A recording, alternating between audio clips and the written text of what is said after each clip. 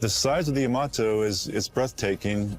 The Yamato and its sister ship Musashi were by far the biggest battleships ever built. On April 7, 1945, the sky over the East China Sea filled with nearly 400 American aircraft. Their target was a single ship, the Imperial Japanese Navy super-battleship, the Yamato. For 2 hours straight, they unleashed a storm of bombs and torpedoes on the biggest warship ever built. The assault was relentless, and the Yamato, a vessel designed to be unsinkable, vanished beneath the waves. For decades, its final resting place was a mystery. Because the ship was literally broken apart into chunks, and that's what you see on the bottom. But what divers eventually found when they located the wreck was truly unbelievable, revealing a secret about its final moments that changed history. The secret of Dock Number 4. Construction began in 1937 at the Kure Naval Arsenal.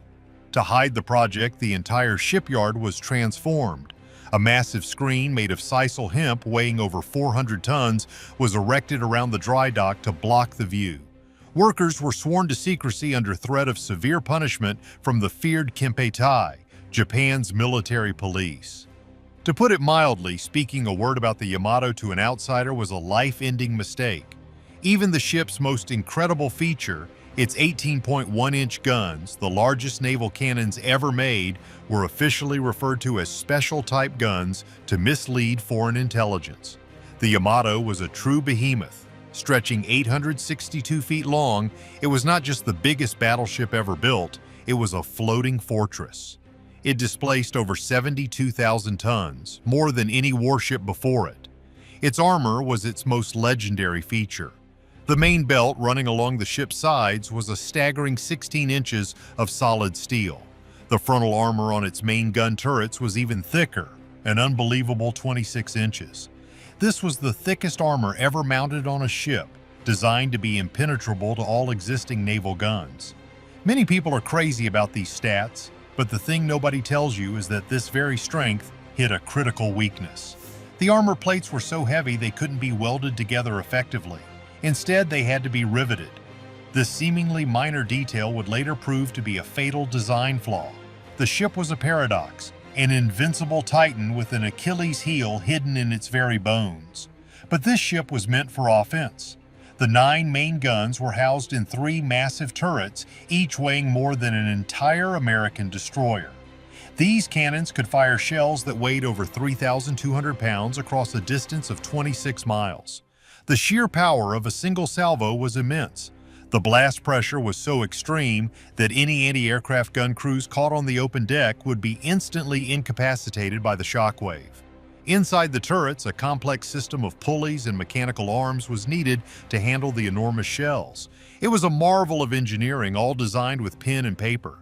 And yet, for all its power, the Yamato was a relic of a bygone era, a giant sword in a world that was rapidly shifting to the dominion of air power. Its final mission would prove that point in the most dramatic way possible. But this floating fortress had a secret vulnerability few knew about. A voyage without return. By April of 1945, the war in the Pacific was a lost cause for Japan. American forces had pushed them back across the ocean, island by bloody island. The Japanese Empire was crumbling, its navy was in tatters, and its cities were being pounded from the air. The final blow came when American troops landed on Okinawa, an island considered sacred Japanese soil. The loss of Okinawa would mean the end. In this atmosphere of desperation, Japan's military leaders conceived a final dramatic act of defiance, Operation Ten-Go. It was a mission born from a belief that honor was more important than survival. The plan was simple and to many utterly insane. The Yamato, along with a light cruiser and 8 destroyers, would sail for Okinawa without air cover. This small task force was essentially all that remained of the once proud Imperial Japanese Navy. Their orders were to fight their way through the American fleet, beach the Yamato on the shores of Okinawa, and use its colossal guns as a stationary fortress to fight until every last shell was fired and every last man was gone. There was no plan for a return journey. The ships were given just enough fuel to reach Okinawa. It was a one-way trip, a grand final gesture intended to embody the samurai spirit of Bushido. On the morning of April 6, 1945, the Yamato steamed out of port under the command of Admiral Seiichi Ito. The mood on board was grim. The crew knew the odds were stacked against them. They were sailing into a sea controlled by the enemy, into skies swarming with American planes. What many overlooked is that the Americans knew they were coming. U.S. submarines, the Threadfin and Hackleback, spotted the small fleet almost immediately, reporting its course and speed. The element of surprise was gone before the mission had even truly begun. As the sun rose on April 7th, the Japanese ships moved into a defensive formation. They were completely exposed, sailing under cloudy skies that offered perfect cover for attacking aircraft. They were hundreds of miles from the nearest friendly airfield, alone against the largest and most powerful naval force ever assembled. Admiral Raymond Spruance, commander of the U.S. Fifth Fleet, received the reports. His response was one of the shortest operational orders in naval history. "You take them." The order was sent to Vice Admiral Mark Mitcher, commander of the formidable Task Force 58, a massive carrier group with hundreds of planes ready to fly. The stage was set for a showdown between the world's biggest battleship and the overwhelming might of American air power. The hunters were closing in and the Yamato's fate was sealed. 2 hours of fury. Just after noon on April 7th, the storm broke. Lookouts aboard the Yamato screamed warnings as the first wave of American aircraft appeared, a swarm of nearly 400 planes from 11 different carriers. There were F-6F Hellcat fighters, SB-2C Helldiver dive bombers, and the feared TBF Avenger torpedo bombers. You see, the Americans had a specific strategy: attack the giant from both above and below simultaneously. The Helldivers would scream down from the heavens, dropping 1,000-pound armor-piercing bombs, while the Avengers would skim the waves, launching their deadly Mark 13 torpedoes. The Yamato and its escorts threw everything they had into the sky. Its 150 anti-aircraft guns, including the massive beehive-like Sanshiki shells from its main cannons, created a terrifying barrage of flak. But it was like trying to stop a flood with a broom. The American pilots were relentless, pressing their attacks with incredible bravery. The first wave focused on the port side of the ship, aiming to create a list that would make it harder to maneuver. A torpedo struck near the bow, and then another slammed into the outboard engine room. The ship shuddered violently, and a list of 5 degrees to port immediately developed. On the bridge, officers ordered the starboard compartments to be counter-flooded, a desperate measure that sacrificed hundreds of crew members below decks to keep the ship upright. But the attacks kept coming. Wave after wave descended from the broken clouds. A bomb smashed into the rear of the superstructure, wiping out the main radar room and secondary gun director. Another found its mark near the mainmast, tearing a massive hole in the deck. Fires began to rage across the ship. The thing is, the sheer number of attackers overwhelmed the Japanese defenses. Many of the Yamato's anti-aircraft gunners were inexperienced, with less than an hour of training. Their fire, while intense, was largely ineffective. The American planes were simply too fast and too numerous. The torpedo hits were the real problem. The Avengers, nicknamed the Turkey, dropped their payloads with devastating accuracy. Torpedoes tore into the Yamato's port side, rupturing the hull and flooding more compartments. The earlier counter-flooding was no longer enough. The list to port grew steeper and steeper, 10 degrees, then 15, then 20. The ship began to slow, becoming an even easier target. The steering gear was damaged, and the mighty Yamato, once a nimble giant, started to circle helplessly. The behemoth was bleeding, crippled and trapped. The 2-hour onslaught was turning the unsinkable ship into a floating coffin.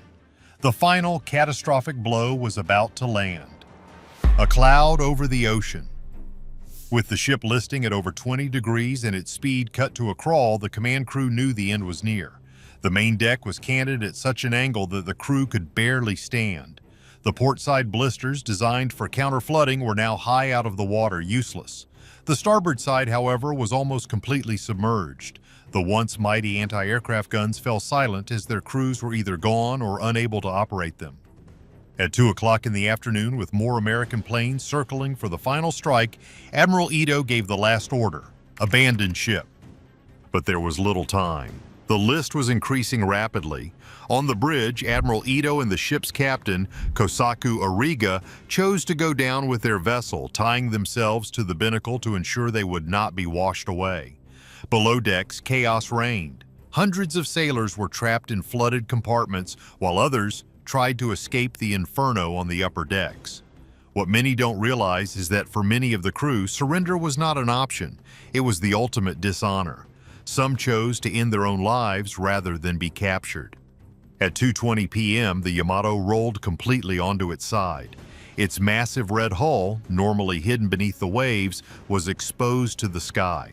The ship's massive weight was now its enemy, pulling it under with unstoppable force. As it capsized, a terrifying internal rumble began. The fires that had been raging inside the ship had finally reached the forward magazine for the #1 18.1-inch turret. The thousands of tons of cordite and high-explosive shells stored there ignited in a single cataclysmic event.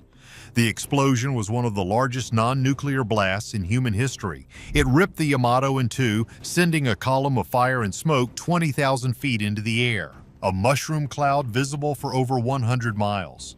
The shockwave was felt by the American pilots high above and the surviving Japanese sailors in the water. The mightiest battleship ever built had simply ceased to exist, vanishing in a flash of light and a deafening roar. Of the more than 3,000 men aboard the Yamato, only 280 survived, plucked from the oily, debris-strewn water. The Americans lost just 12 airmen. The one-way mission was over. But the Yamato's story had one unbelievable chapter left to be written: what the wreck revealed. For 40 years, the Yamato lay undisturbed in the darkness, 1,400 feet beneath the surface of the East China Sea. Its exact location was a mystery, a ghost of a bygone war. Then in 1985, a research submarine named Pisces II finally located the wreck. What the cameras revealed was a scene of utter devastation that was, to put it mildly, unbelievable. The legendary battleship was not resting peacefully on the seabed. It was a mangled, unrecognizable ruin, torn into two main sections by the force of its final, massive explosion. The discovery confirmed what had long been suspected. The forward magazine detonation was what truly sealed the ship's fate. The thing nobody tells you is that the wreck provided shocking new details. The bow section was almost completely separated from the rest of the ship, lying upside down and buried in the mud. The midsection where the explosion originated was a chaotic field of shredded steel. But it was the stern section that held the most surprising discovery. It was sitting upright on the ocean floor, remarkably intact, with its rudders and propellers clearly visible. This separation told a story of a force so violent it had snapped the 862-foot-long ship like a twig. The unbelievable find settled a long-standing debate. For years, historians and naval experts had argued about how many bombs and torpedoes had actually struck the Yamato. The U.S. Navy claimed a certain number, while Japanese survivors remembered it differently.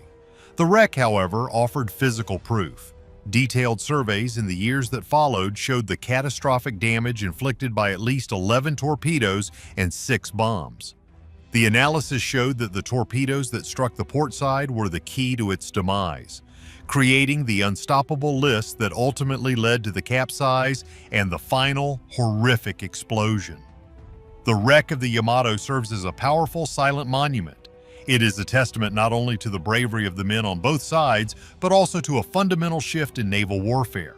The Yamato, the pinnacle of battleship design, was rendered obsolete by the very weapon that Japan had used to start the war at Pearl Harbor, the aircraft carrier. The sight of its shattered remains on the ocean floor is the ultimate proof that in modern warfare, size and armor are no match for air superiority. The beast had been slain, and its underwater tomb holds the unbelievable final truth of its violent end. The Yamato's wreck is a tomb and a lesson. Was its final mission a noble sacrifice for honor, or was it a pointless waste of life? Let us know in the comments, and if you enjoyed this journey into history, be sure to like and subscribe for more.